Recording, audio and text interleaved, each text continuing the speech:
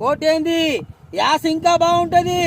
ఒక్క జల్లకాయ ఇచ్చారంటే బుర్ర ఠాంగ్ ఠాంగ్ మంటది. నా నోట్లో నోరెట్టింది మీరు, ఎందుకు పారేయాలి? నా నోరు, నా బీడి, నా ఉప్పు. రాజానో బహువల్లభ, ఎంతమందిని ప్రేమిస్తే అంత గొప్పవాడవుతాడు.